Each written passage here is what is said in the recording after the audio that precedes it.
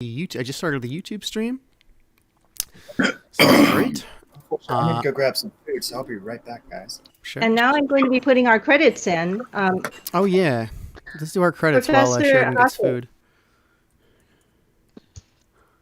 May I? Well, I'll add that later. Anybody else wants? Oh shoot! I have to put the new episode. Now recording. Welcome to the Yanggang Roundtable. It is Friday, November 6th, 2020. I have here Ariel, Faye Ku, Sheridan, and our guest, Robert C. Hockett. Thank you so much for joining us. My name is Shale. We are a basic income advocacy podcast, as you probably know. So thank you for joining us. Sure, of course. What a year it's been for electoral politics. We talk about chiefly electoral politics, basic income, and poverty. So with that in mind, what are you thinking? How are you? Who are you? Please introduce yourself. So, first, I guess maybe the first thing to say just a little bit about who I am. I guess I'm the Edward Cornell Professor of Law and Finance over at Cornell University, and then I'm a regular visiting professor of finance over at the Georgetown McDonough School of Business over in D.C. So I kind of have, I guess I wear a couple of hats, one in New York and one in D.C. The reason for the D.C. connection is that I do quite a bit of work for various legislators as well on both the Senate and the House side of Congress, and I've done previous consulting work for the U.S. Treasury and the Fed and the FDIC. So I'm down in D.C. fairly often. The Congress members, I guess I've been most closely associated with are Senator Bernie Sanders and Senator Elizabeth Warren. And then over on the House side, the representative I've been most associated with is AOC, Alexandria Ocasio-Cortez, although I've done work for a number of other House members as well, including Rashida Tlaib and Barbara Lee. So this is, of course, a very exciting year for anybody who's kind of in those weeds. In some ways, of course, exciting in an unfortunate or unhappy way. And in other ways, exciting in a happier way. I guess it's the usual business, right? Things have to get pretty bad before some people are willing to think about big new solutions. And that's so kind of what keeps me from sinking into complete despair, because change is good in a way. Change is not stagnation, and there's something good about that, even if it is a destructive change when we had something very bad that was stagnating. Yeah. Well, that was a wonderful introduction. Thank you. I love that you worked with Bernie Sanders and Elizabeth Warren, and here we are on, an Andrew Yang related podcast, because that reminds me of just a quick little story I want to tell you about myself and two of my best friends my whole life. Moto has been on the show several times, and he's very political. We have a friend, Ben, who's been on the show as Zopa 2 or 3 times. He's also very political. Every year, we've all backed the same candidate of our entire lives. We're all in our late 30s. Or early 40s. I think Chris is old. But this year, for the first time, we all broke differently. Yeah, we all broke for different candidates for the first time in our entire lives. I broke for Andrew Yang, Chris broke for Bernie Sanders, and Ben or Zopa broke for Elizabeth Warren. And it's a complete divide along our class lines. I'm destitute, Chris is working class, Ben is middle class. So. Oh, interesting.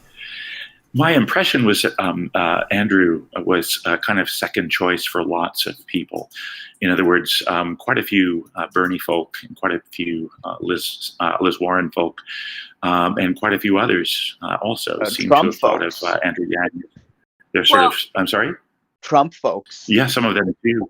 And I think I would count myself among those who thought of Andrew as either my second choice or my first choice for some cabinet position or other. One thing I was kind of hoping for would be that whoever won might introduce a new cabinet office, something along the lines of strategic economic planning or future economic planning, something along those lines, and then to put Andrew Yang in charge of that, to make him the secretary of that. Indeed, I'm actually still pushing for something along those lines now, and would love to see Andrew Yang either at the helm or among the sort of deciders if it's a conciliar structure that governs it, right? In other words, if we have a kind of a future economic planning council, it would be fantastic to have Andrew Yang as one of the chief members of it. Well, when I I helped out agree, at of course. Yeah. when I helped out at early voting locations in Vegas, they had ranked choice voting, and people were willing to add him as one of those options because they had ranked choice voting. But because they, other people that don't, they're like, well, that's wasting my voice. So we definitely Yeah. need this. How do you feel about Well, ranked choice voting? mhm. It seems to be a much more sensible way of arranging our voting system, given that we do have this kind of weirdly dysfunctional two-party system right now, right? So you're basically stuck with, either some kind of middle of the roader within your own party, or on your own side of this sort of broad divide, or you're stuck with, of course, somebody you think of as a disaster from the other side of the divide. And I can't see that that's a good idea or sustainable in the long term. The old knock on the European system of having multiple parties, where you then have to have coalitions of different parties formed, used to be that, well, it lends itself to chaos and you don't get a kind of a clear governance structure or clear governing majority or whatever. But I think that maybe that's been true for brief periods of history, but it doesn't seem to be true over the long haul. Well, And it's I think ironic. demonstrably it's true for us right now. So, with our current system. So that's what I'm saying. In Europe, it's not turning out to be a problem, right? The fact that they have a multi-party system. Yeah. So I think that the knock against it has been unfair as a matter of long-term history, and it certainly isn't fair now. And this ranked choice looks to be something kind of like our version of the European, at least it seems the closest thing we're likely to have for the time being to a European multi-party system. The irony is that it's the opposite. This system has led itself to unbelievable dysfunction. Yeah. I mean, so many people out there saying that I don't even have a voice. So yeah. I think we saw really high turnout now, but in the past few years, we've hardly, if no one voting would have beat, they say, Hillary Clinton and Donald Trump. There are more people who didn't vote than actually voted for the candidates. Right.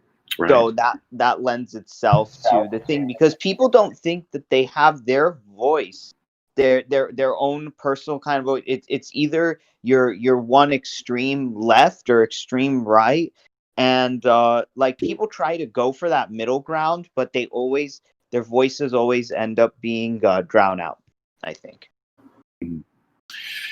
Yeah, I mean, if you've got huge chunks of the population who don't feel as though they're represented at all by any Congress member, let alone anybody in the White House, that undermines the long-term legitimacy of our governance. Right? You need some kind of correlation, whatever it might be, right, between the governance structures on the one hand and the structure of the polity on the other hand. And we just don't seem to have that these days. So people really probably shouldn't be surprised that there are these widespread perceptions of illegitimacy.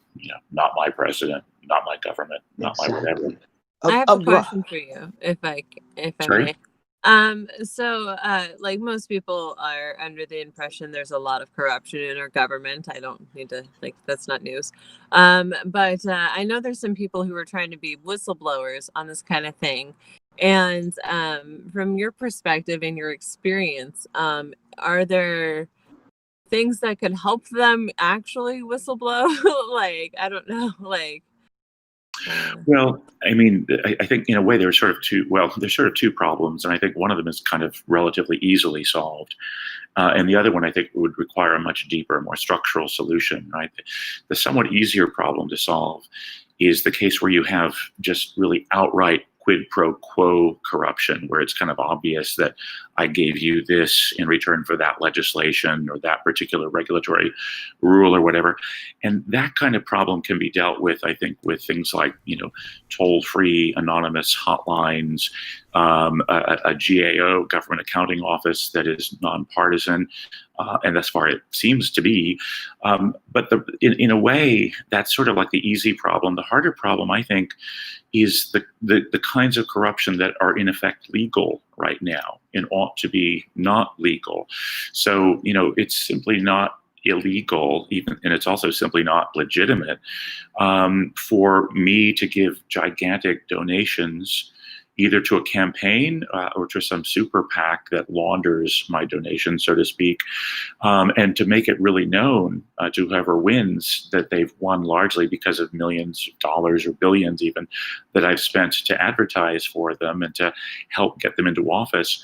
And then, of course, they turn around and they do things by way of legislating or objecting to legislation or voting or whatever that favor me or favor my industry or my company. And what sort of stuns me is that that is all actually legal at this point. And that's obviously the harder thing to deal with, partly because it's legal. It means you have to change the law. And then partly, of course, because the people you need to change the law are the people who sort of benefit by the law, almost by definition, because the law as it is partly responsible for their being in office in the first place. I've been pushing since I was a kid, actually. I can't believe I used to say that I was nerdy enough or pathetic enough as a child to sort of wonder why we don't just have free television airtime for months before any election for all candidates, just to have actual debates, So in other words, not, instead of letting private sector broadcasting companies continue to keep the spectrum, which we license to them in the first place, and then charge us money to conduct our own political process, why don't we just say, okay, you companies get to have these airwaves, at least then during non-election times. During election times, we reclaim this public resource as what it is, as a tool of our own self-governance, because the only way we can self-govern is really if people are actually forced to explain themselves, talk about what they want to do and why, and not rely on these ridiculous like soundbitey advertisements, or you do market research and you find out that people hate the color orange, and I'm running against shale, so I just broadcast all over the television screens images of shale next to a patch of orange, and just hope that people will, in the backs of their minds, start forming negative thoughts about shale. Not even thoughts, but attitudes. That's not real political deliberation. That's not democratic deliberation. That's just a reality show. No, I mean, I really like your framework, and I mean, that's not nerdy or weird. Plenty of countries give free airtime to candidates. Plenty of countries have real, actual debates. Plenty of countries don't have a highly monetized media circus pageant that replaces actual substantive discourse. So. Yeah. And it's very, very obvious is why, you described a situation that I've heard called deep capture, where, the government isn't serving its nominal constituents, the voters, it's serving its real constituents, the financiers, because it needs them more than the voters. It only needs your vote a little bit, and it knows the financiers can extract your vote one way or another. So they don't need to serve you. Yep. So they're spending all their political resources serving their real constituents. How do you solve that? I don't know. There's no legislative way to solve deep capture. So everyone calls me a cynic and a pessimist, and everyone's like, oh, you got to believe that XYZ, these electoral things will fix it. But I don't see that working. I think we're just going to have, the system's going to have to break down. Let me just say, I have something very important to bring to the table, and maybe Robert, you don't know this, but everybody here probably does. The thing is that I was for Trump in 2016. I didn't vote for him, but I just thought he would be the difference. Now, of course, that's back in 2016. But then when Andrew came along and talked about the automation and talked about the basic income, I switched over, of course, and that's why I'm here, to Andrew. But the thing is that we just saw that everybody thought that this election would be a blowout for Biden, but he's winning. Yeah. But these are razor thin margins. This is not like a gigantic landslide by anything.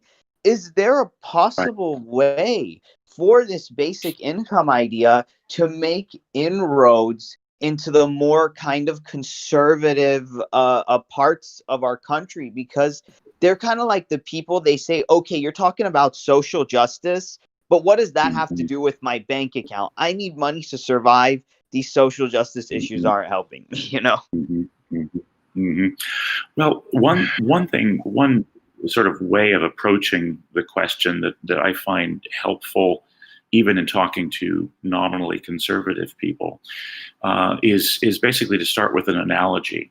So I say, imagine that you're like imagine we live in a South American or Latin American banana republic in the 1940s. What is it that makes it a banana republic? What is it that made it a banana republic? Well, basically 3 families owned all of the principal resource that went into productive and hence remunerative activity, namely land, right? So if 3 families own all of the land of the country as a sort of hacienda, then that means you have to kind of beg them to give you something to do to earn some kind of money. And if you decry the injustice of having to beg them to hire you, they'll say, well, that's how it works. It's a free market. And you say, well, what free market gave you all of the land, right? All of the resources in the country? Why isn't that my birthright, just like it's your birthright, so that I don't have to curry favor with you simply in order to work hard to make my own living? You didn't have to curry favor with anybody to work hard to make your own living. Why should I? And then most people, I think, kind of get that. They see that, well, that's kind of weird. That's a problem. That's one reason those countries were basically so backward economically for so long, while we were for a while prospering, precisely because we had a broader ownership of productive resources. But then you fast forward to the present and you point out to people, well, now 3 or 4% of the population owns nearly all of what is now the main productive resource, which is business capital, not land. And in effect, we're all having to do the same thing that those peasants, they were literally paisanos or campesinos, we're having to do the same thing that they had to do now. We have to curry favor with the 3% who own all of the business capital and say, please hire me so that I can work to make a living, which is, again, a violation of my fundamental human right, which is to be able to work in order to live. And some people, I think, get that. And one way of looking then at UBI, or at the freedom dividend, as Mr. Yang refers to it, or as the what's it called, the Alaska Permanent Fund, which is a version of this that's quite popular in Alaska, which is a very libertarian state, as you guys know, is just to say, look, we essentially are in that banana republic now. You don't recognize it at first because we're not speaking Spanish and because it's not all agricultural land that is the principal input to production. It's now different stuff, but it's the same structure. It's the same arrangement, basically. And a UBI type arrangement is essentially a way to kind of start cutting that cord of dependence between, campesinos on the one hand and the few people who own everything on the other hand. Yeah, you're absolutely right, because that is not a true meritocracy. Because Right. if some guy starts the game of Monopoly with like $100 million and the other guy starts it with like 100, that's like, in video game language, we call that cheat codes. Some people are born with cheat codes, some people are not. And that's what it is. You can't put on infinite health and infinite ammo and win the game and say I did it because I was good at it. No, you cheated. It's like, and that's basically what the money is, that people that's like inherited wealth. So that was a great argument. But here, this is what I find just utterly amazing. Yang had an easier time with some conservative folks than he did with like people on kind of like the very, very far left who thought of like this universal basic income as some kind of Trojan horse, and like this is the only help people are going to get and it's not fair. So since you said you worked around AOC and Bernie, why all this pushback? So I don't think, happily, the people, the progressives that I deal with the most in DC and elsewhere are not among those you just described. In other words, they're actually intrigued by the idea of some kind of UBI as a basic entitlement of citizenship, that basically it's a hugely wealthy country. In normal times, it grows enormously every year. And most progressives I know are quite comfortable with the idea that everybody, every citizen, and every legal guest, so to speak, who's a long-time or permanent resident, has a right to a kind of dividend, to a share, a pro rata share in that growth, in the same way that a shareholder has a right to a pro rata share of the growth of a company as it becomes more profitable and grows in wealth, right? But there are some, as you said, who are against it. I think these are people who just don't understand that The fact that something can be abused doesn't mean it's going to be abused, right? In a sense, the argument that they make could be made I don't against think anything. that was the argument. Oh, I don't think that the argument from the left, I think it was characterized as we were Trojan horses, libertarian Trojan horses, because what we really wanted to do was to gut the social welfare system and replace it with not enough money to actually give people a good life. So there was always the, sort of thing like it wasn't going to be enough, that money, cash is not enough to supplant all of these, food stamps, housing, but housing wasn't even on the cutting board for us. Same thing with medical. Like they thought if we give people cash, then we no longer will support social welfare, which is, I don't think, true. At some places on the left, some people even approached Andrew Yang from like a critical race theory perspective and surmised that he, an Asian man, was a white supremacist because his policies will strip away welfare, which is racist. Just so terrible. that's not representative of an average or normal progressive, but that is the far most extreme of the left, the things that are argued against Andrew Yang. So that's out there.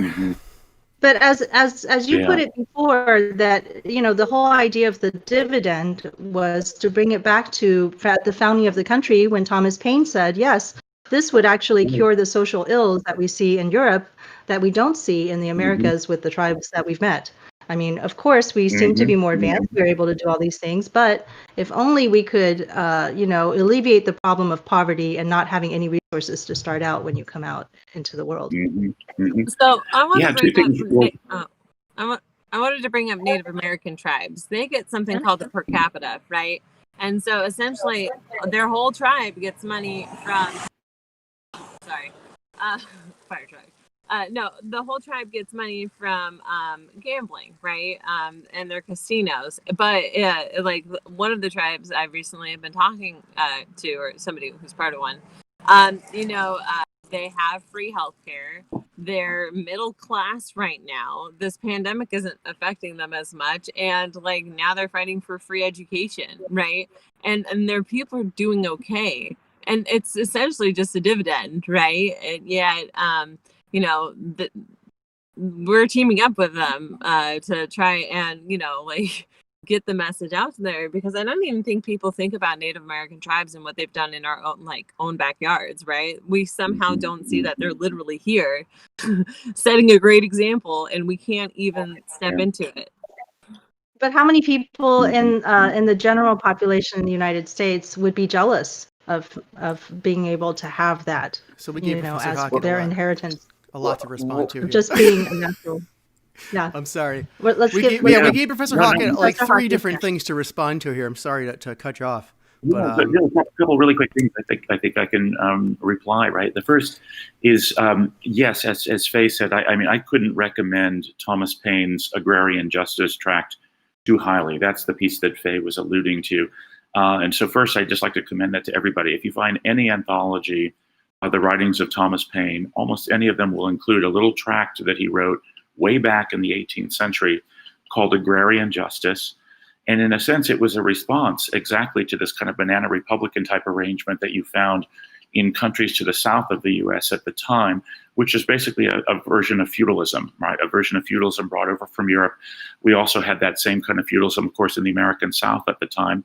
That's what the plantations were. They corresponded to the haciendas down south, and of course to the feudal holdings or the lieges that the feudal lords held in Europe in the feudal times.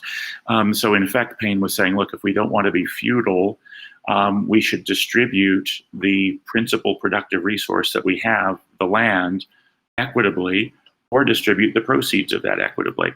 Second, our Republican Party, as they call themselves, are of course they name themselves for a great tradition of political thought that goes back to ancient Rome, the time of the Roman Republic.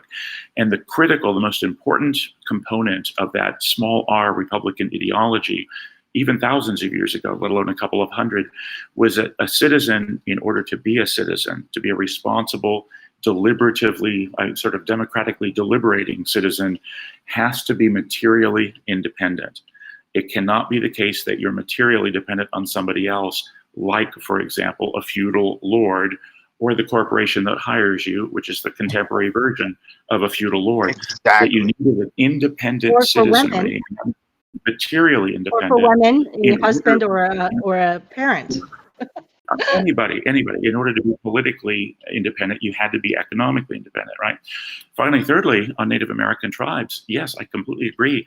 Insofar as the tribes themselves are distributing their newfound incomes equitably and actually running their tribes as little democracies, right? Little democratic polities where people are looking out for one another and are equals.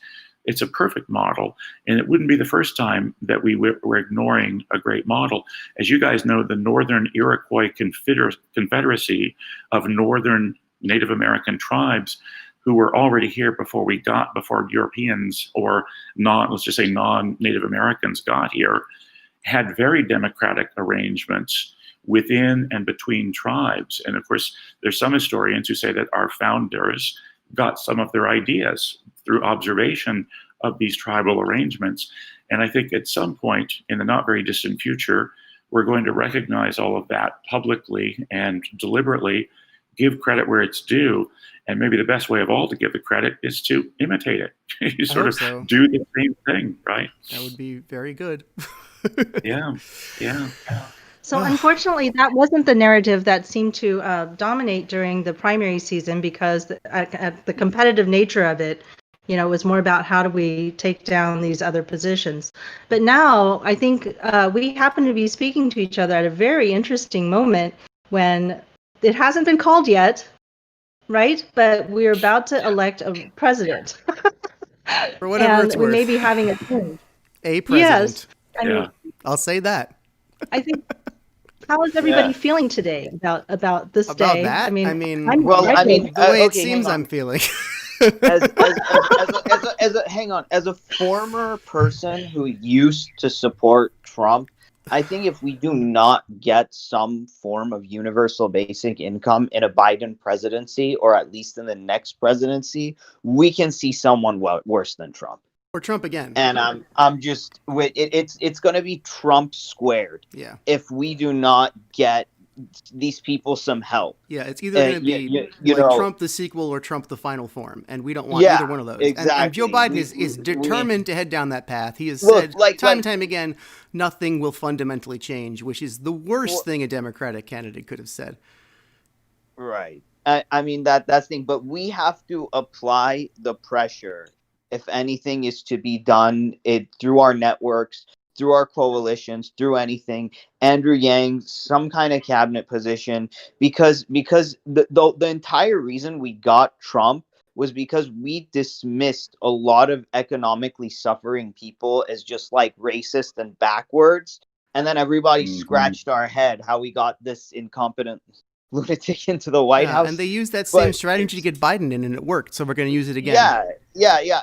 I really think if it was not for this pandemic, and if Trump would have passed the second stimulus, we would have gotten. It wouldn't even be like this. He could have won. Probably. It is that dangerous. We have to do something. Professor Honestly, Hockett. the Democrats need to do something for real. They are the party that is currently in a position of power that they could actually, engage voters, but they just time after time won't. And Biden is definitely one of those symbols of a big empty tent.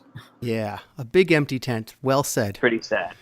It's Okay, pretty sad. wait a minute. Professor Hockett, I wanted to ask you if you knew about this, which is right before the election, or even during the elections, because it's started early voting and all that.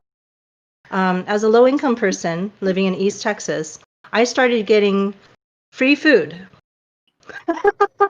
from the White House, with letters from the White House saying, I specifically, with my name on it, have asked people to donate food to you, or, to gather up food for you. Mm-hmm. I don't know if you How know magnanimous. about some of this stuff. I felt like Trump was almost using, he's been doing this, but he's been using the White House, and his power to campaign for himself constantly. He's good at taking credit for anything and everything, which is the most important skill in the United States of America. Well, the example that you just mentioned, Faye, it couldn't be better if we were looking for illustrations of the sense in which Mr. Trump is trying to play Caesar, right? As we know, it was part of the playbook of demagogues in ancient Roman times after the Republic was gone and all we had was an empire, to give the masses what was called, right, panem et circenses, bread and circuses, right? So Trump was basically telling you, as that stuff was getting to you in East Texas, here's your bread. And then the circuses he gives you on television every day, right? All of these spectacles that he puts on television, where he's mimicking or imitating people who have handicaps of one kind or another, and he's calling people enemies of the people, and he's dancing to the village people. What the fuck is that? This is the circuses, right? So basically, this is just right out of the playbook. It's kind of amazing. It's almost like you don't even have to make the shit up.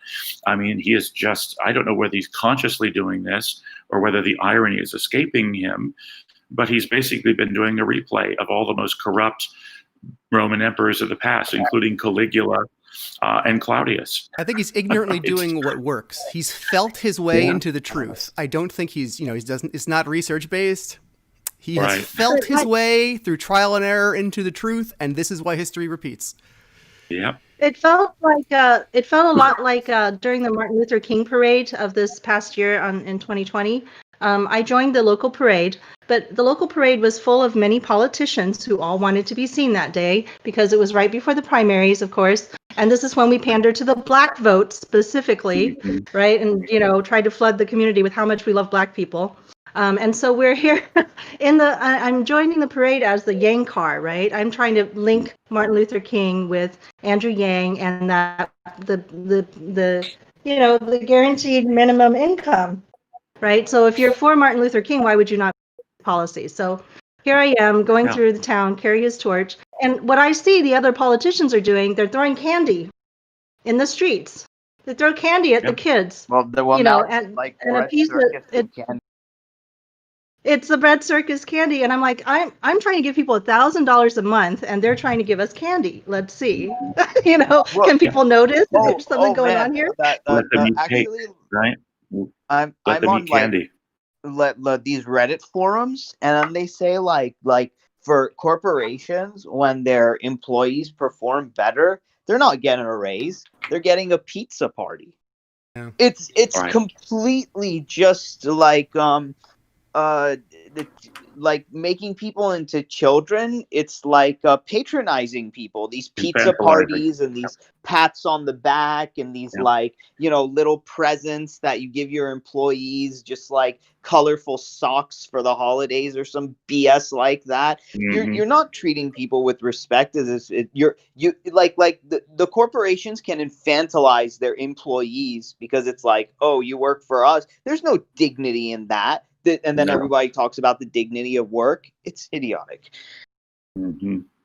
Yeah, I never really understood. I get, the funny thing about Sherrod Brown's line, the dignity of work, when he was thinking about running, is I thought, it's really weird what you're doing with this, right?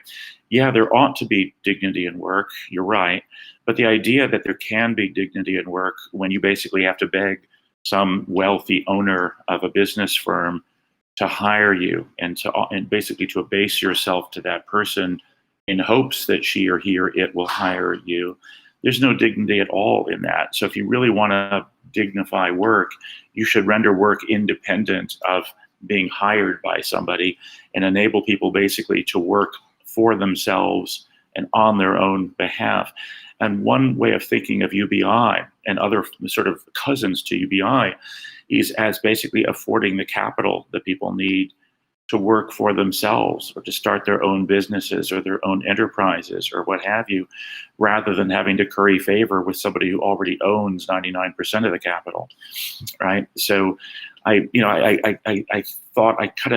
think I know where you're coming from, Sherrod Brown, but if all you're saying is the dignity of work, people are just going to laugh at you. It's like you're going to walk into a brothel and say, behold, the dignity of work. I mean, there's no dignity in a basement. Oh, yes. That is so apropos because it's the prostitution is the oldest form of work, and basically Like we would never accept when if somebody says, "Hey, like lady, you either like sleep with me or I'm not gonna hurt you, but you're not gonna get the resources that you need to survive." Well, it's the same thing. It's like with this, and also a lot of work is not a meritocracy at all.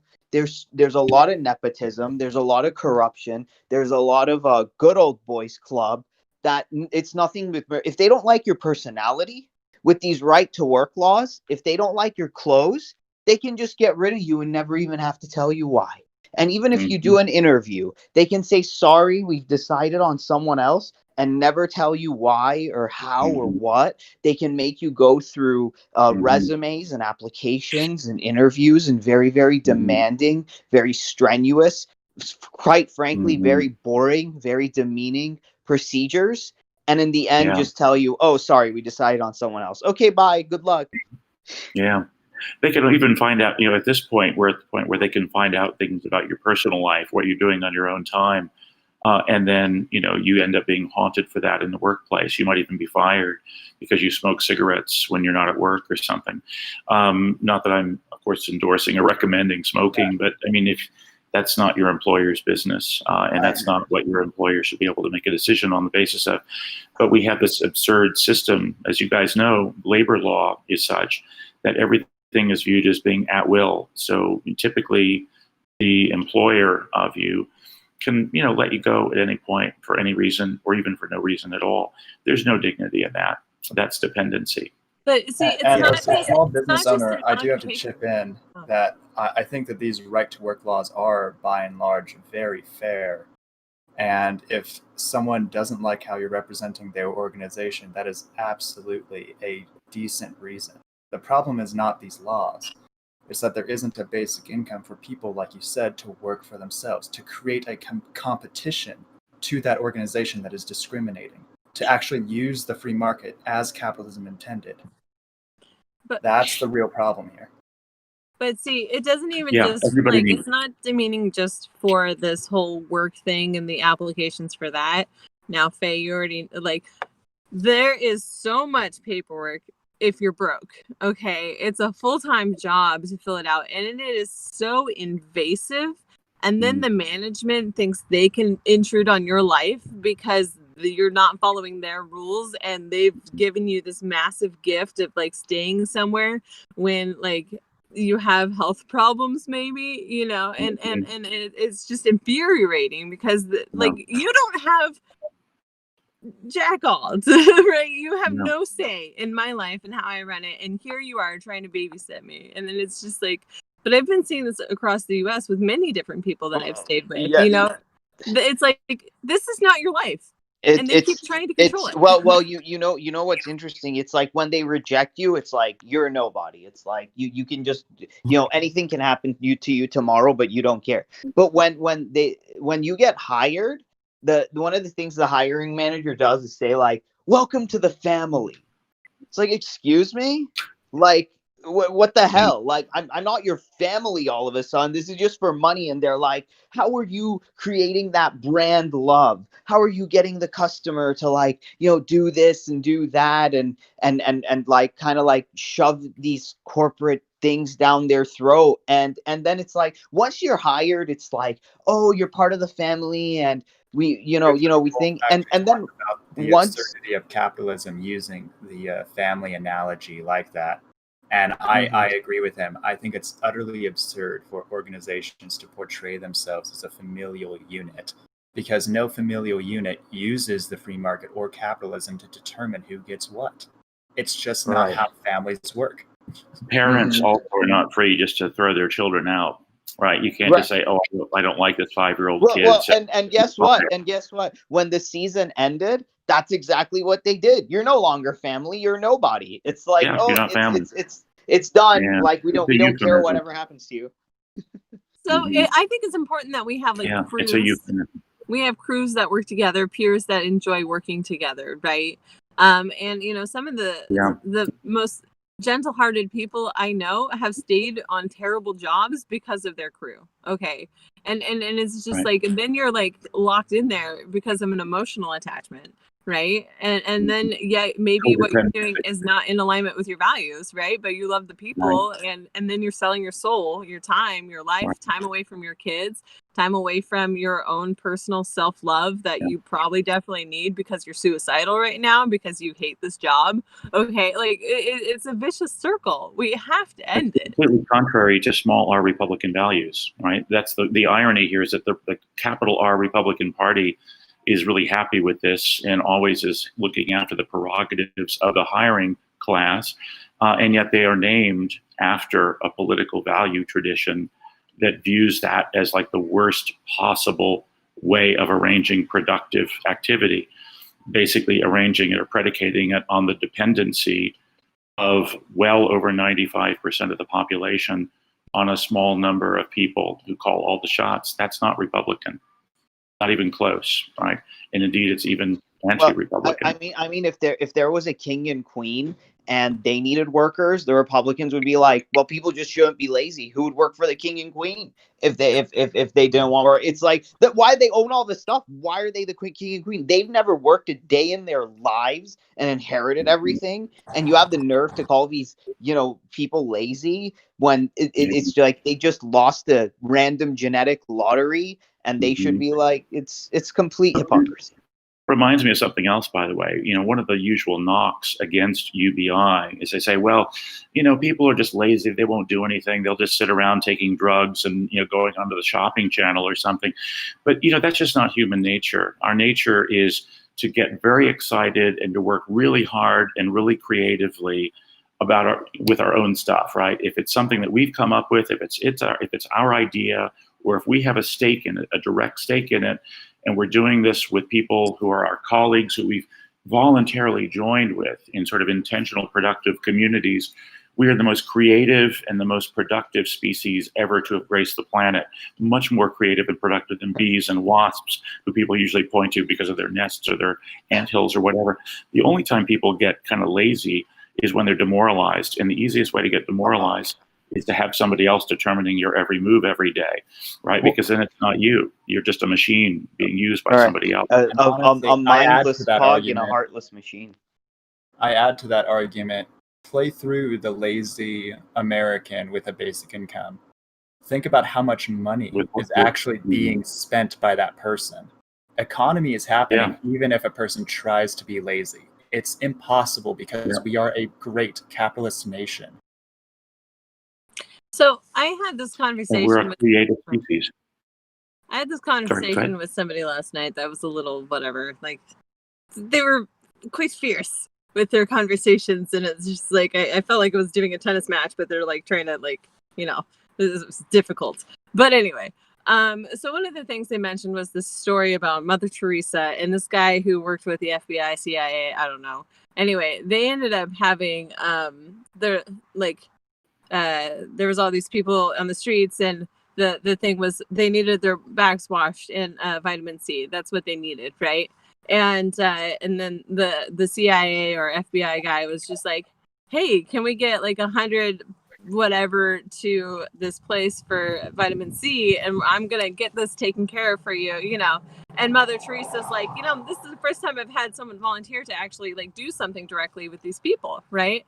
And then they were like, well, why don't you go down tomorrow to the street and wash these people's back and give them vitamin C? I was just like, you miss a point. The person who was part of the CIA has access to that phone call. Okay. They have the networks, they have the connections, they have the resources, right? And the average citizen like myself, who is also, in my own struggles, doesn't have those kind of resources unless I'm personally networking, which, I am, right? But that doesn't just happen, okay? If you're broke, you don't just have these things, and you got to fight more because people are looking at you like you're part of the problem. And so I was just trying to you got to realize that we're not equal in our resources. And then I was upset because I was trying to keep my cool and not tell them all the work that I'm doing. Okay. They don't know me. Yeah. They were judging me as if I'm just all talk, right? I'm a lot of action. They don't know that. Right. And I'm just in my mind, giggling a little bit, but eventually I just laid it out there, all the things that I've been doing. And the look on his face of oh, okay, maybe this was not the person to have that kind of like judgment on. And they were just like super racist, super like, and it was a very difficult conversation to go into, but like it was also enriching. But the thing is, like, they just can't, like, they were saying terrible shit about like China, and they were just terrible. And I was like, okay, but like there's so much ignorance out there, and it's hard to have these conversations because with that person they were intimidating, okay, and they're very stuck on their way, and it's hard to get a word in edgewise, right? They're even timing me for how long I'm talking, okay, so it's just like really we have to face these people, though. We have to have those challenging conversations to at least open up their perspective. So Well, this is an interesting moment, not only because we're going to have possibly a different president. Whoops. All right, we're having a little noise issue. But okay, so not only are we going into this this moment where we might be having a change in policy, but also we are still going to be continuing to deal with the same issues that we have been dealing with, because as Andrew Yang went on CNN to say, Trumpism is here to stay, right? He noted that more people came out to vote for Trump this year, even though we thought, I mean, we may be winning on the Biden side at this point, but also still more people were also mobilized in order to vote for Trump. It's not like they diminished in numbers since 2016. Yeah. So they were equally more motivated this year. And so interesting, we're going to continue dealing with that. We're going to be continuing to deal with what we've seemed to be slowly forgetting about is all of the racial issues that happened this year. Right, those have not been resolved by this one election again, and so I noticed that you had written and talked or given talks about reparations in the past, in terms of slavery, and so this would be something that the Yang has not really dealt with, because it's not a unifying issue for us, and it's not a unifying issue for the nation. But I wonder how UBI could change, the conversation on a lot of these things, and whether it would make it less divisive. If everybody already had a UBI, what is that landscape going to look like?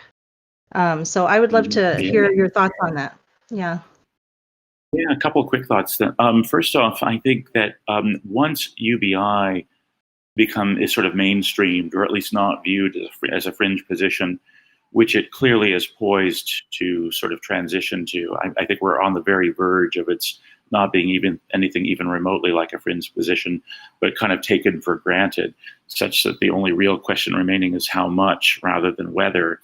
Once we're at that point, which we're almost at, I think in effect that will constitute a kind of implicit recognition on the part of the entire American public that justice actually matters, and that justice isn't just about equality in hiring or non-discrimination in hiring or school admissions or what have you, but that it also has something to do with material equality or a right to a material source of sustenance.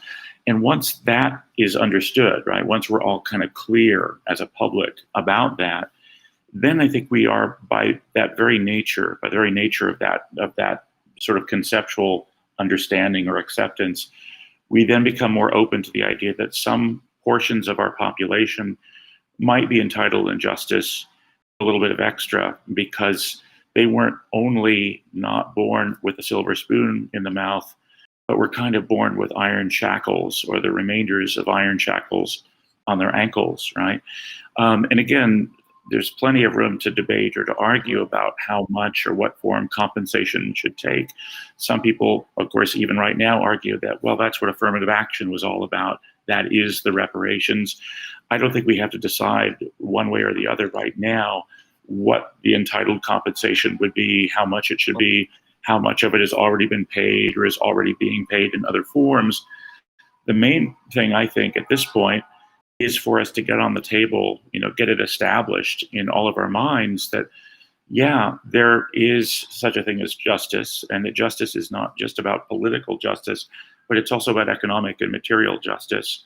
And we've got a bit of work to do to bring ourselves to closer conformity with Professor, this is the I want to go back to what you brought up when you said that, like, people are so much more productive and active when they're working on something that for their own sake has meaning and value.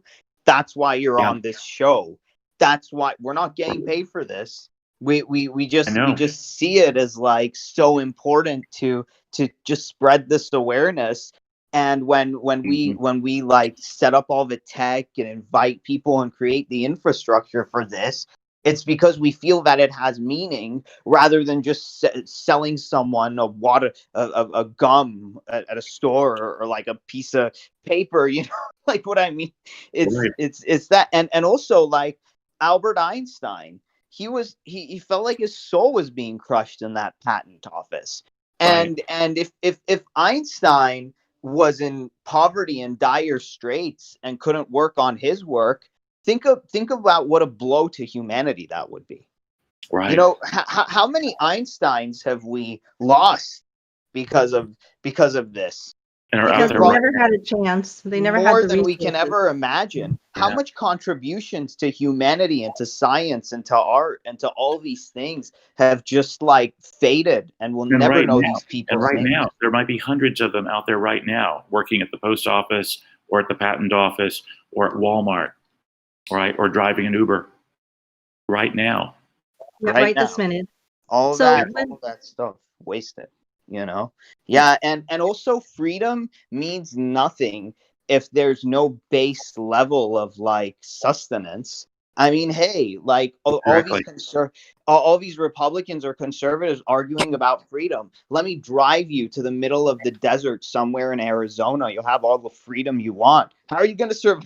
It's like exactly. If I drop you in the Atlantic Ocean, you're free. You know, here you are. I'm just going to drop you into the middle of the Atlantic Ocean with no life preserver or boat. You say, well, you're free. Have fun. Enjoy your freedom. You got freedom of speech. You can say, you can eventually say I'm drowning. Yeah, and you have a lot of freedom of speech in the middle of the Atlantic Ocean too. What good is that going to do for you? So the guy that I was talking to last night, another thing he said was he was talking about this inequality of how much work people are doing, and that he's like, who's going to pay for, you know, this stuff to happen? I was like, we literally are volunteering, and he just could not grasp that what we're doing was so much value and we're volunteering for it, and that the people who are getting paid for it are going to be grumpy that they're not getting paid enough. Okay, well, no, we are the ones doing all the work and we're not getting paid. And yeah, we're grumpy. Okay, but we're trying to do the reverse of what he was like in his mind. And it just seems so hard for him to grasp that people would volunteer to get this shit done. Like, yeah. But this is what parents do all the time. They have a child and they volunteer to take care of this person no matter what, you know, for the next however many years it takes. You probably haven't asked your three boys how much they plan to pay you in the future for all of this, have you? Yeah. I've had some really interesting offers of repayment, such as maybe help eat a potty with her. So I think that's a pretty good one. Yeah. But the interesting thing about the Andrew Yang campaign was that it was so misunderstood, because whenever somebody brought up a problem, right, to us, our first thing everything we think about is, well, first UBI. Because after UBI, then the whole landscape just changes. Because it not only affects, you know, how it just affects everything and at such a deep level, because once you have that economic security that every month you will have something that belongs to you no matter what, cannot be taken away from you. And what are you going to do with that? Yeah. I feel like it will change, you know, your emotional outlook. It's going to change like how you feel about reparations, possibly, you know, how you feel about doing something you know, that is not paid, not remunerated in some way. Where you live, it's going to affect what you decide. And so it's almost like we can't really talk about those things because we don't know how everything's going to change. But it just seems like it can only be positive. And I think that's what made the early adopters of the Gang. The early adopters could just see that, you know, that's going to be transformative. And so. And that artist can really on dependency culture any longer, right? I mean, that's a real key point. Is so much of what we do and think is predicated on a dependency culture that we don't even think about because it's just part of the backdrop. You know, you don't notice it if it's just always been there. But if you think about it systematically, what kinds of decisions that I currently make all the time would I make differently if I weren't dependent in the way that I am now? And what might the world out there look like if our entire population wasn't basically dependent in this way? Tons of stuff is going to change. People will actually probably become much more entrepreneurial too, right? Because you know, as soon as you can afford to take risks, you often will. I mean, like business risks, for example. But if taking a business risk means that you're going to be landing in the poorhouse or completely indigent, you won't take an entrepreneurial risk, right? That's why only rich people take entrepreneurial risk, because they can afford to lose. But if none of us has to worry about taking entrepreneurial risk, think of how much more creative. Case in point, Donald Trump. Case in point, if Trump's father wasn't the man he was, and Trump was born to a poor family somewhere in Brooklyn, you think he could do everything that he did? I mean, it's obvious. He'd be in jail. He would have started a meth lab, and he'd be in jail. Right. And I argue from a even higher organizational standing that America is in an economic middle income trap where we don't have enough liquidity to actually pay people enough to be innovative, that we are just stuck grinding where we are.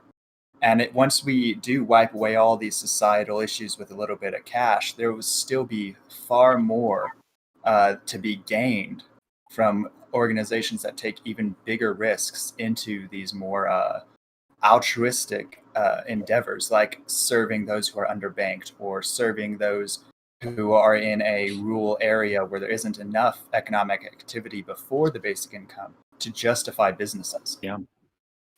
Well, how can anybody even be underbanked once you have a UBI? It's just like almost like every time you have an issue that comes up, you know, our first answer is, well, let's think about UBI. And it makes us sound like we only have or one, you know, we only have one solution. But after that one solution, Yang had like over 100 policies, you know, but we could never get to that part because first UBI, and then, these solutions will work. It's the old tale of, you know, what came first, the chicken or the egg. Just like when jobs want you to have job experience to get the job. What the hell is going on over here? You know, a person has to have a starting point. They have to have their training. They have to have their help before, you know, something happens. So it's like it's an analogy. Let's say that like there's a construction crew, and the first construction worker who went up, all of a sudden the first 3 rungs of the ladder he stepped on was rusty and they broke away. And then the second construction worker was like, hey, like the first 3 rungs broke off. And he's like, well, I climbed the ladder. You're just lazy. Idiot. The ladder doesn't have its first 3 rungs. Those jobs that you people had to get started, those starter jobs that were willing to train and help, have disappeared. And now you're telling people that they're lazy. It's the stupidest thing. It just boggles my mind and how idiotic this logic is. Well, there's also a learning curve to anything we do, right? And if you don't have money to pay for these resources for that learning curve, maybe you need a mentor or an advisor or a tutor to even go farther in this, or you need actual schooling or whatever, but there's still this learning time, right? That if you're having to pay for it with, you know, these ridiculous school prices, okay, then that already puts you in the negative too, right? And say you do it outside of the school system. You're like, screw this, I'm going to do it on my own. Okay, well, maybe your first thing is you need to work on your mental health so you have people skills to even find somebody who will tolerate you long enough to teach you. Okay, so you almost have to go through a whole different strategy to pull it off, and some of us are not like mentally okay enough because we've been so stressed out about money, right? And then if you're trying to do it without money, you know, you're probably still trying to make money on the side while having your learning curve, you know, and then you're splitting your mental bandwidth pretty thin, right? Because it takes a lot of mental bandwidth to even learn something new. So I'd love to hear what Professor Hockett feels about how we can get people higher education, or if that's really necessary. I mean, it seems that higher education is quite overpriced, and you're teaching at one of America's hallowed institutions, Cornell University, but it is a private institution and it's quite expensive, very pricey. And what they tend to do? No, I'm sorry. And Cornell is actually the only university in the country that is a fusion of public and private. So it's New York's land grant institution. So if you apply under the land grant sort of programs of the school, which are all identical to the non-land grant, you actually get in-state tuition. It's considered a public university in that particular case. So in fact, the private elements of it are basically the professional schools, like the law school, the business school, some of those. But if you want an undergraduate degree from Cornell in any of the usual disciplines, any of the standard undergraduate disciplines, it's a public university. That's the weird thing about Cornell. It's the only hybrid institution of this kind. It's kind of like, imagine you get Penn, UPenn, and you merge it with Penn State. That's sort of what Cornell is for New York. It's an Ivy League school on the one hand, but it's a public school, land grant school on the other. I'm in New York. I did not know that about Cornell. I'm not in the city, but that's interesting. Yeah. Isn't that interesting? That's actually why I'm here. It's because it combines, I think, the best of our traditions, because it's easier to get in and harder to get out. This is sort of the slogan. Right? Yeah, in other words, it certainly addresses some of the misgivings I have with other Ivy League schools. So if you go to Harvard, for example, it's very hard to get into Harvard, but it's a lot easier to get out because they figure, oh, you must be a genius because you got in, so then you can just coast. Yeah. But at Cornell, it's I the heard opposite. they really hold your hand there at Harvard, and then at private university. I heard that at Harvard, you really have your hand held as an undergrad, whereas at other public schools, at public schools, they do not do that. And we're really proud of that. We always say it's easier to get into Cornell than Yale or Harvard or whatever, but it's a lot harder to get out because we don't hold your hand. We don't do grade inflation.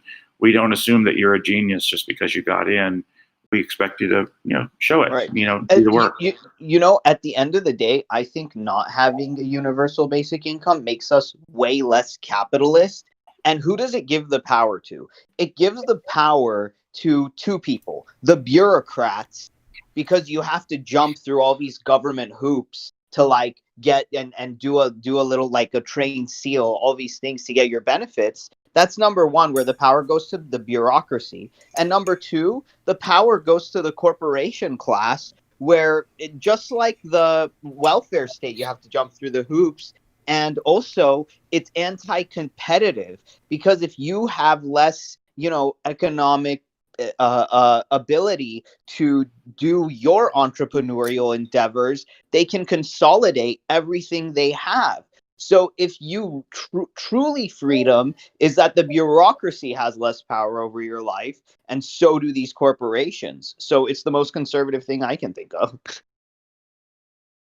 So I wanted to get back, though, and hear Professor Hockett's answer in terms of, what do you think education should look like?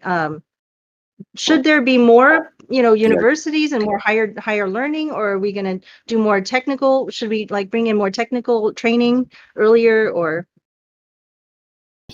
I'm an admirer of the German arrangement, or the German system, which is, there's a very extensive system of technical and trade schools and a very extensive system of universities, and they're all publicly provided, right? It's just considered to be part of being German, is to be an educated German citizen and to develop your human capacities in the direction that you find most congenial and to the full extent that you find congenial.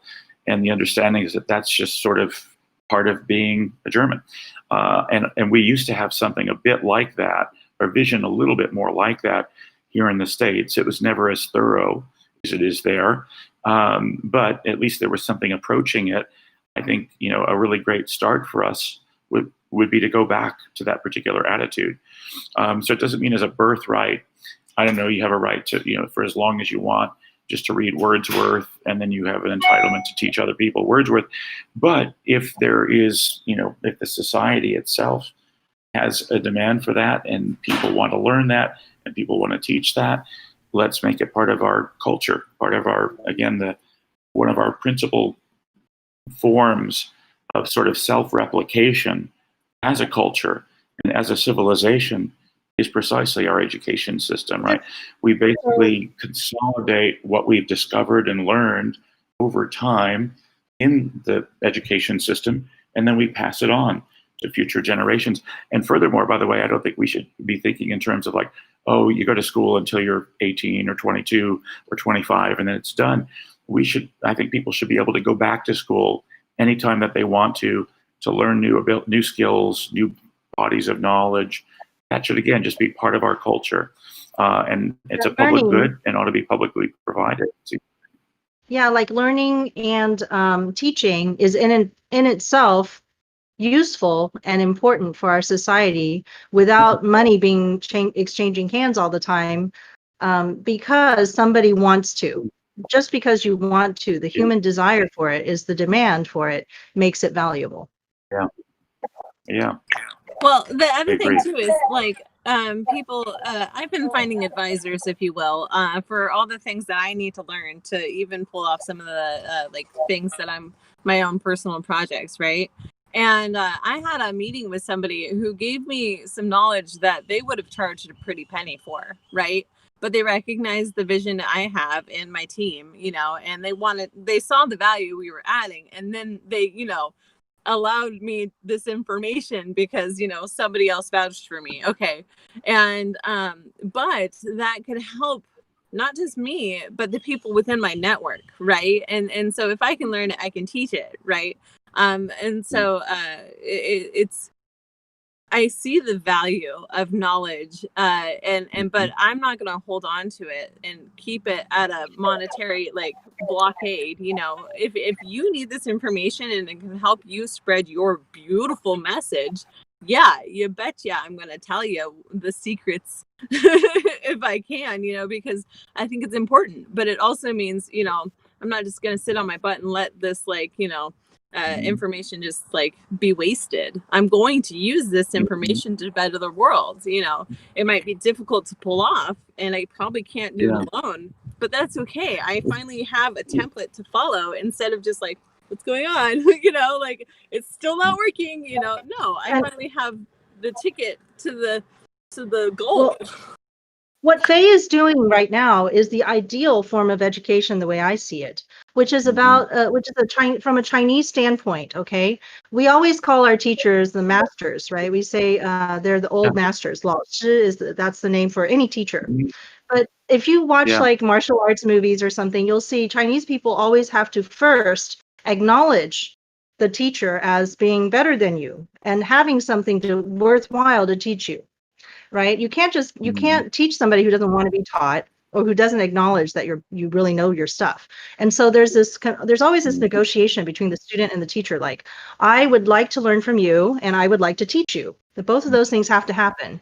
And in our school system, we really wreck that. We completely wreck it because we have mandatory school through 12 years of being told you are going to learn from which. And you are going to learn exactly. You're cutting out a lot. Like, this is a system you need to know. Oh shoot! I'm so sorry. But anyway, there's this lack of pairing up between the teacher and the student because it's all mandatory and required, and you have to get the certification to get your job. But we also don't actually resource our education system enough to have enough teachers either, right? So that means we militarize it, right? In other words, we underpay even the teachers that we have, and we don't put enough money in or resources into education to hire even more at a decent price or decent wage, and that means they basically end up. You get these systems where you have like one teacher for 50 or 100 students or whatever. And so then they end up having to be sort of like drill sergeants in addition to being educators, right? I think it's just another manifestation in a sense about how we socially underinvest in education, right? If we actually value our own civilization and its own continuation and transmission, then we would put our money where our mouths are and have lots of teachers and lots Robert, of educational resources and so forth. You're teaching in finances, you said? Yes. Okay, yeah. Don't you think it's the craziest thing in the world that we don't even have any kind of like formal introduction to finances in our high school? Insane. It's crazy. Yeah. It's completely nuts. Same story with the numeracy, right? We downplay the importance of just basic numeracy. And people, there's What so do you much. So you do can't you mean, do. is that the counterpart of the word illiteracy? I don't think I've Yeah. heard. Okay, numeracy. So see, I didn't even know It the was word. invented by John Allen Polos or somebody like that. I think that's the name of the person who wrote called In Numeracy. And made, Numeracy. Yeah, most of us are not really mathematically literate. Right. And it's not that way in any of the rest of the world. Europe, Africa, South America, Asia, young people are taught mathematical and arithmetical skills as quickly as and as thoroughly as they are taught linguistic skills and ordinary liberal arts type exposures, right? And there's one reason we just don't produce engineers as a large per capita any longer in the way that all of the rest of the world does. And so the very few people who we do have are able, who are numerate, can command huge premia in the financial markets by being rocket scientists on Wall Street.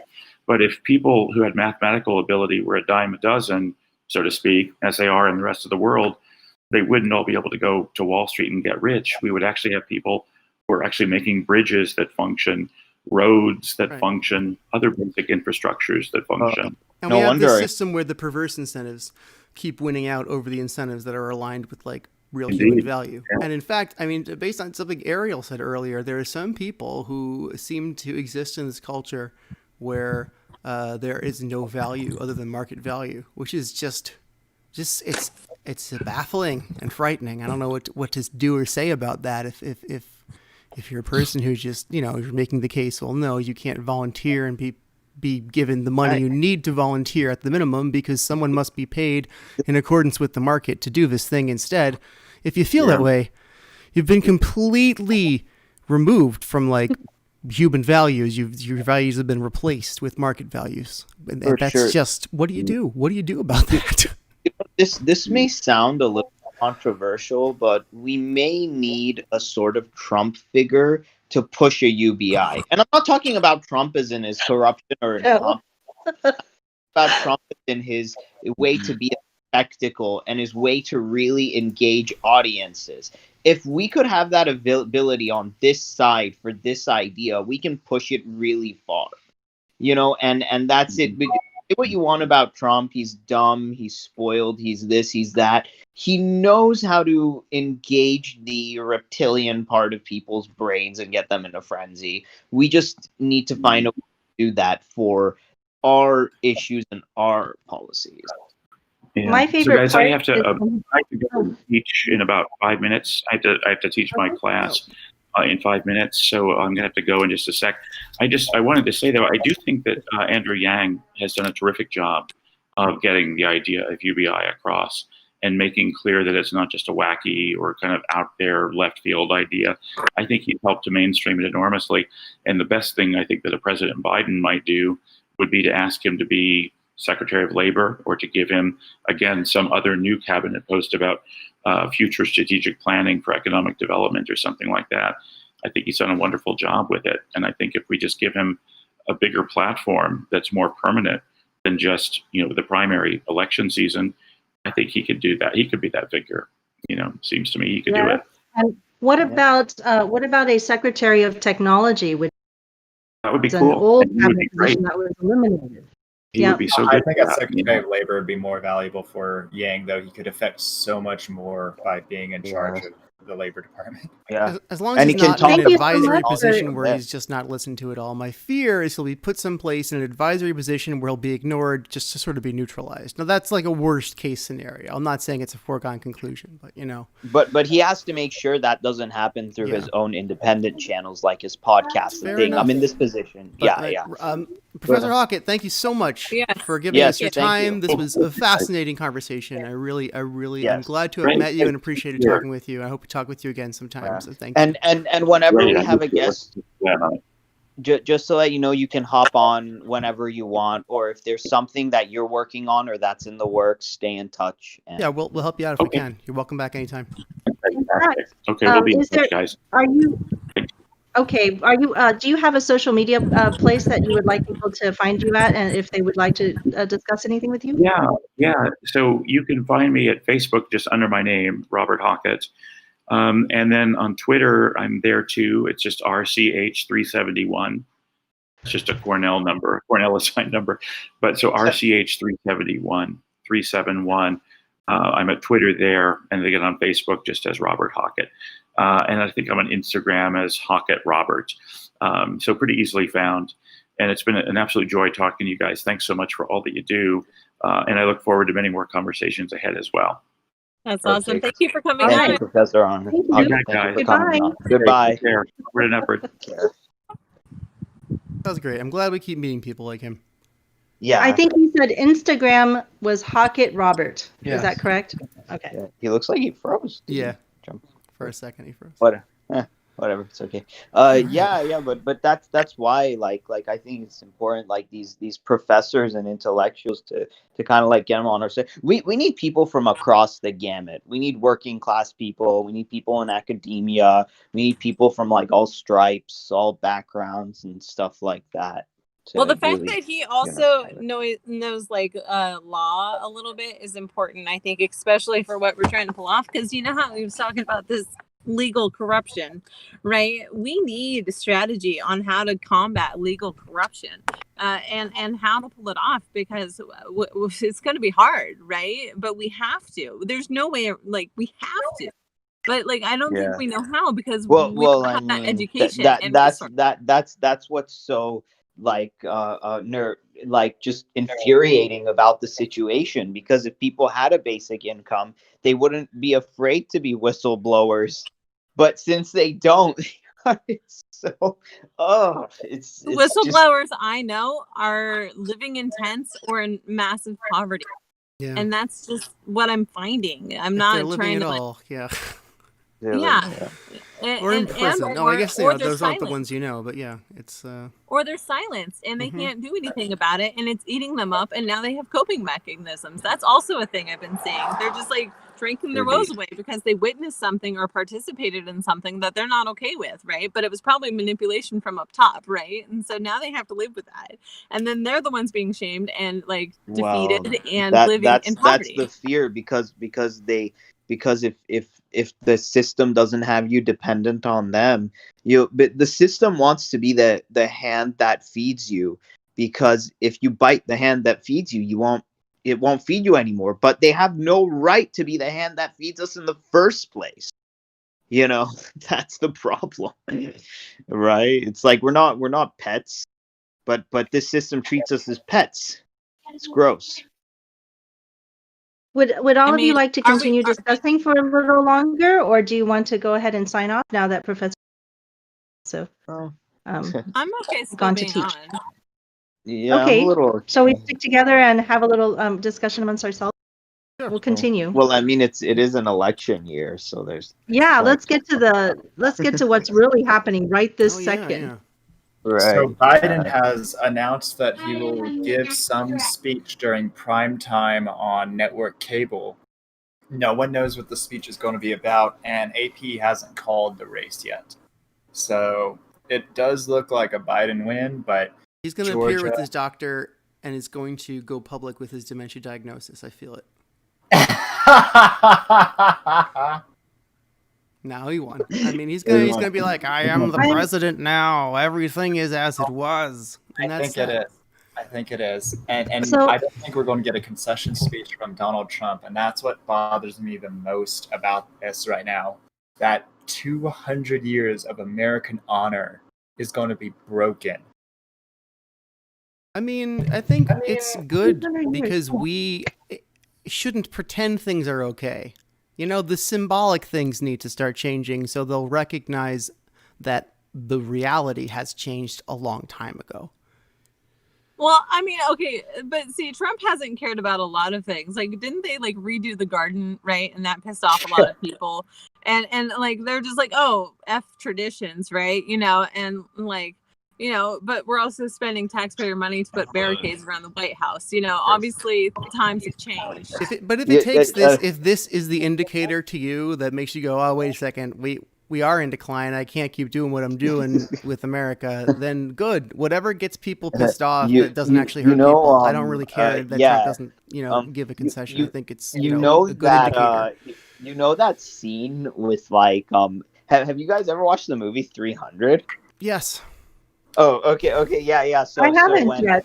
When it's old, but like when what's his name threw the spear at Xerxes and hit him in the mouth, and it said like, Leonidas, that even a god king could bleed. It's a good movie. I think that's what it is for Trump. Like, he's not used to having. I was very into that scene. I was like, yeah, exactly. So the thing is, it's like not only for that, but this is what the UBI has to do to the system. It's like throw that freaking spear at it and have it like crease its lip and all the blood coming out. That it's like, hey, you can bleed, bitch, and we want our we want our due. What I like to do with movies like this, though, what would it be like in the movie 300 if they had a UBI? Would that have even happened? They very well may have. I mean, right? I think they actually may have had I don't know. Did Spartans have UBI? It was going around at the time. That was the thing. They may have. I don't know. Were there gladiators? From what I understand from history, Roman soldiers did get a measure of salt and a measure of butter every day. A man worth his salt. Exactly. That's where that phrase came from. Oh, interesting. Yeah. So interesting. So yeah, but bottom line, I'm just glad that his ego is like smashed into pieces because he deserves it right now. Do you think he doesn't seem to be? Well, I mean, when it's really gonna hit is when he loses the court case. I mean, I'm sure like this just not gonna happen. I mean, there's no way he's getting anything, and then it's like, you lost to like an old boring husk. But I don't know. Something will never change it. But he's gotten through life with a steady stream of powerful denial and self-delusion before. I don't see why that would change now. In his mind, he's never lost anything, and he never will. I'm sure he'll find a way to see this as a victory. But he's just not going to get what he wants. He wants the presidency, and it's like presidency denied. Adios. It's like, and there's nothing he can do about it. Nothing. Well, and that I hope that's the case. Yeah, we'll see what the old bag of tricks still may have in it.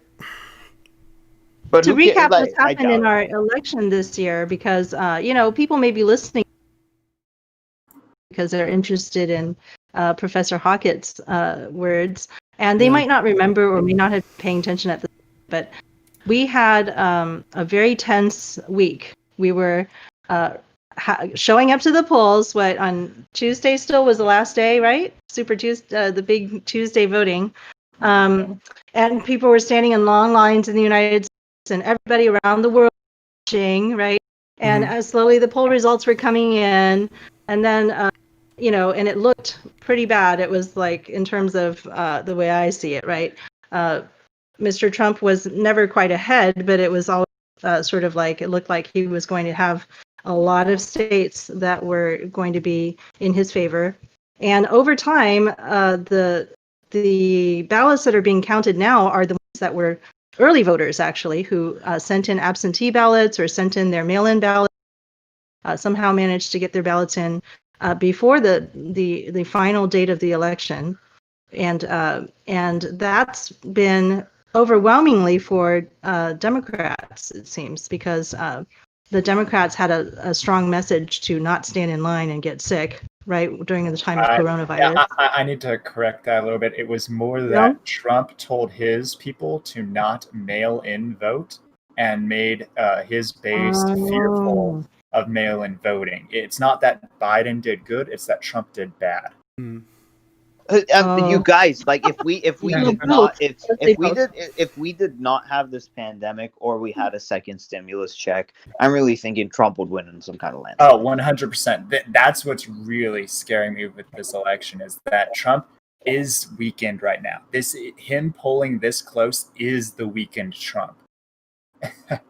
And it's actually coronavirus that weakened him more than anything And else we're- we've done this year. Right. I mean, a Honestly. lot of it's not so much affirmative Trump as opposition to Biden. Okay. You know what's truly distressing, guys? Honestly, do you know what his most unfavorable, lowest polling time was? Not talking about the election, but his favorability. Okay? It's not now. It was when he did the tax cuts. Yeah. And I will point to, again, a lot of that is not affirmative Trump. It is opposed Biden. Right. And it's not, but it truly is scary that, honestly, his least favorable time tax cut, not now. His base could care less about the 200 and some odd thousand deaths.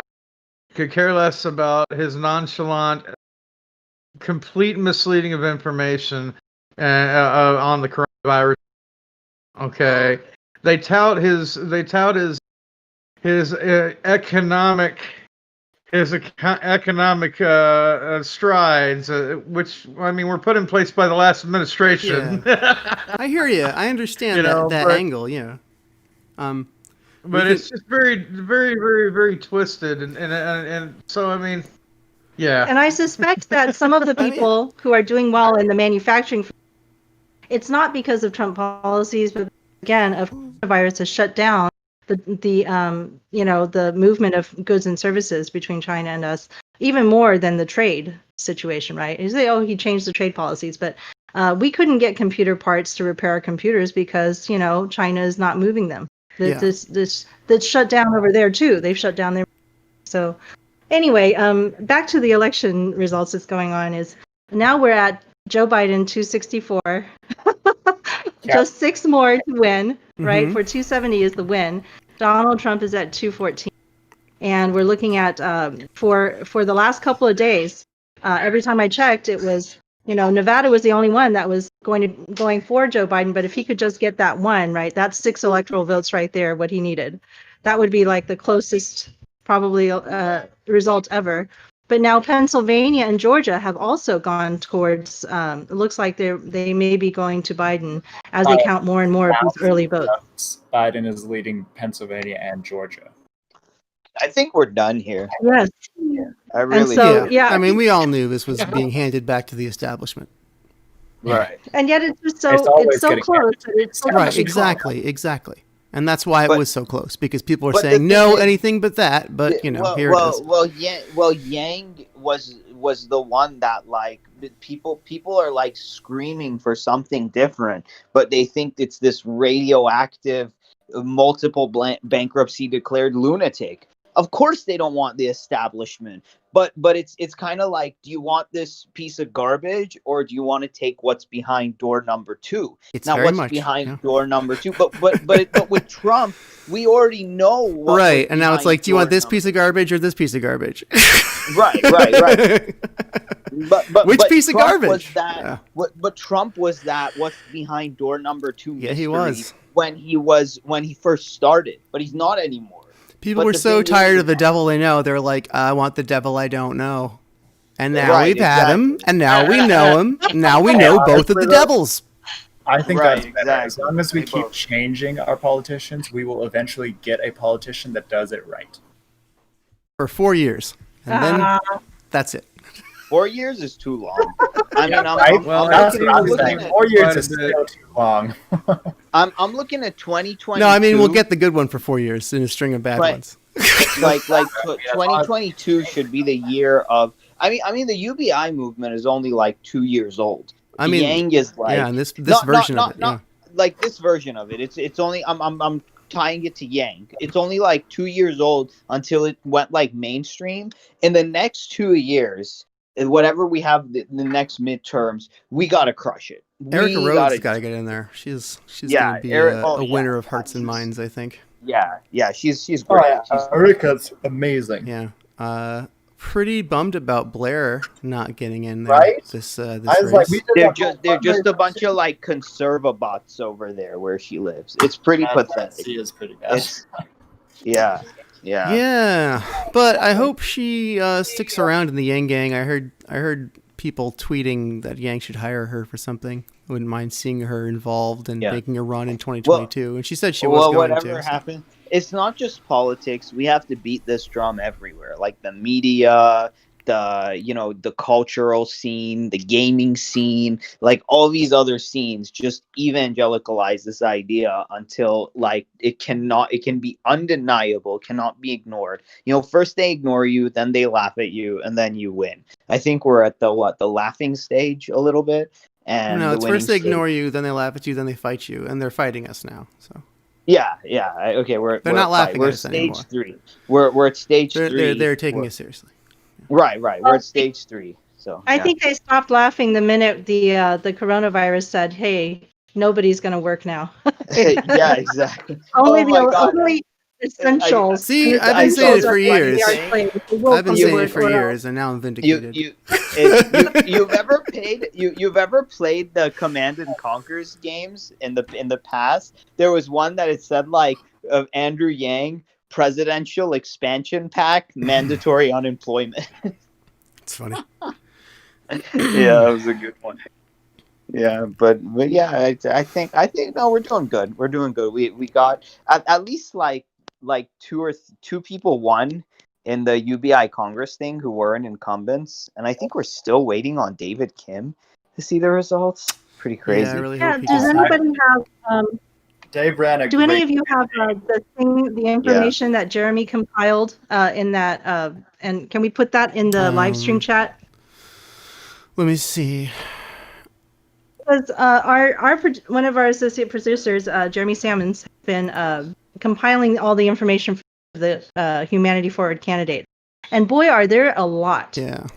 So here's something that Michael, who's sitting right here, had suggested to me is that if we have enough of our candidates, right, get elected at some point, then we could declare a third party just among them.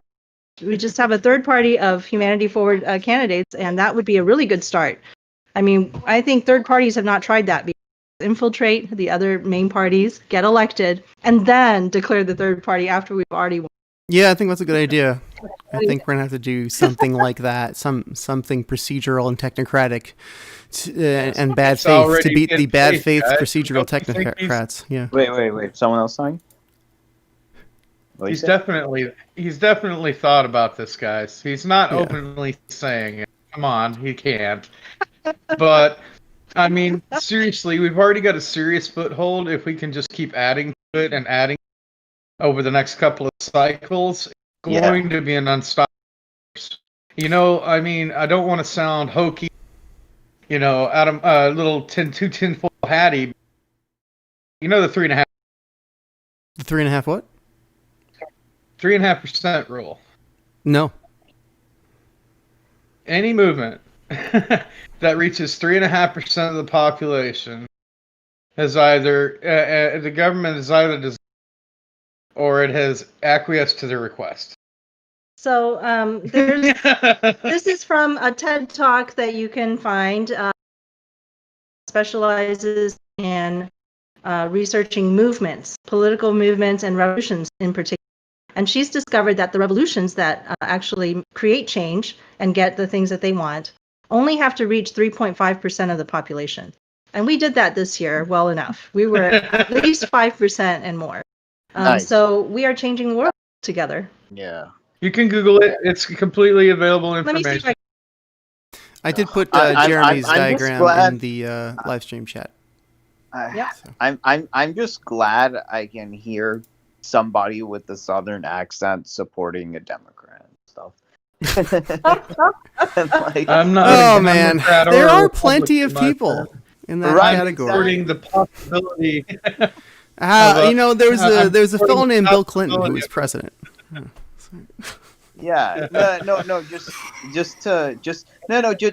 to like undo all these dumb stereotypes that like, it's just good, yeah. Yeah, So man. so it's like people are more open minded than other people like to give them credit for.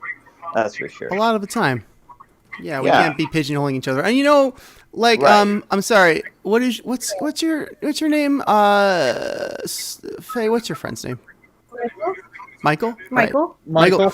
Michael You know, Yang. you were talking about how frightened you were like the perceived values of Trump voters, and we can other them, but I think we're gonna have to understand them and work with them if we want to get basic income passed. You know, they're really not. I completely get They're that. people that Definitely. voted with 90% of them voted with Wait, good let- intent and good faith. You know, let so Michael we got to finish. just figure out where the logical disconnect is. They're not bad people. They just believe something Originally, different, and we I have to work believe with they them. voted with good intent and good faith, and most of them believe in their vote and why they voted for it. Yeah. All right, it just because I don't believe their opinions is correct doesn't make them bad people. I can get that. Okay, and I don't want to other them. It's going to take a lot to. We don't need to focusing on proving them wrong is not going to, is what I'm getting at. They're not going to believe it. We have to go about it a different way. One guy that I think does it the best so far that I've seen is a YouTuber by the name of Column. Okay, I don't know if anybody's heard of him, but he's even got a really excellent. That what it does is it Could you starts come a bringing little up all the closer to the mic? I'm opposition's sorry. Like, arguments. every third word is like cutting out. Yeah, there you go. There you go. That's better. So what's the name of the What I was YouTuber? saying was the YouTuber's name is Bo of the Fifth Column. Okay, and what he does is he tries to reach people that wouldn't normally be accommodating to certain ideas, and he'll do it. He'll go at it from the argument side first, and then he'll end up flipping the script. Like for the UBI, he actually did a UBI video. It took him a while to do it because he wasn't, but his son like kind of put the screws to him because obviously the son liked Yang, but he went at it from the argument of how it would supposedly keep people from wanting to work and this and that and the other thing, and then ended up showing how that didn't make any sense and didn't hold any water script on him. He does that quite a bit in videos. He's trying to make people think. I'd say this Bo is full on yanggang. I've watched his videos. Yeah, he's pretty good. And he reminds me of Just get him Russell, on. and Russell's wife. Yeah, someone Yeah. invite him to the show. Let's invite him. Right. Well, I mean, that- he avoids taking political stances as far. That's okay. He can still come on the show. Yeah. I think reaching out to him would not be a bad idea. Creating networks and whatnot. I did reach out to him. I didn't get a response, but like if we all do it. Yeah, Yeah. maybe. Right. You did reach out to Bo already? Okay. There you go. I can try. I'm pretty good at engagement, guys. Yeah, give him a try. I can Yeah. give it a try. People listen to their Cool. real fans, you know. Yeah. If you're a yeah, real yeah. fan, he'll be able to tell. So. Well, anyway, you guys, I probably gotta go. I gotta jump on this other thing I gotta do. All right, man. Well, thanks for but, coming, Ariel. Yeah, for sure. Why don't we And- just wrap up then? Yeah, let's wrap it Yeah. up. I'm probably going to Yeah, stream but- again later, I Thanks for think, if wrinkling you it guys up, want to too. hang out. Yeah. All I Go can ahead do and is start, And Ariel. tomorrow we have a Mish, and you'll learn all about CopyZilla and all that stuff and these things, and yeah. Coffeezilla. I'll have to Wow. Google that beforehand. He's a guy. He busts scammers and fakers and people looking to like take people's money and stuff. Nice. It's pretty interesting. Yeah. Okay. Sheridan, do you want to start the closing, or do you want? Should we let Ariel? Because Ariel, you go first. Yeah. Because you're about to jump So off. my name is Ariel. You can find me on Twitter at Ariel's Aerials. That's ARIELS AERIALS. Awesome drone photos. And I am Revolutionary Thinking on YouTube, and same thing on Instagram. Ariel's Aerials. Okay, very good. And Sheridan? Are you ready to sign off with us? Are we signing off now? It's a bit early. I think so. Yeah. All right. Well, you can find. Do you want to get your last words in? Oh no. I'm going to stream again later, so if you want to hang out then. Was fantastic, and it was a wonderful discussion to listen to. I didn't really have much to comment on. But for everyone listening, you can find me on Twitch at JSaberGamer. I'm called Furry Sparkle. You can find me on Patreon at patreon.com/notpublic and on YouTube at The Odd Party. So find me all those places. Okay. I didn't know your Twitch was Furry Sparkle. That's funny. Yeah. Are you familiar with? I don't use that as much. Yeah, no, I'd feel weird. Like, how about you, Furry Sparkle? What do you think if I just casually threw that around on the show right now? I wouldn't mind. I mean, that's my online hit. Sorry, Faye. Sheridan, do you have do you know how to do the credit thing on live stream chat? I do indeed. Okay, Let me great. go ahead and throw that in for you. Awesome. Okay. I'm Faye Ku, Palestine Math, and you can find me on Facebook as myself and my friend. Michael Lowder at Michael for Yank on Twitter.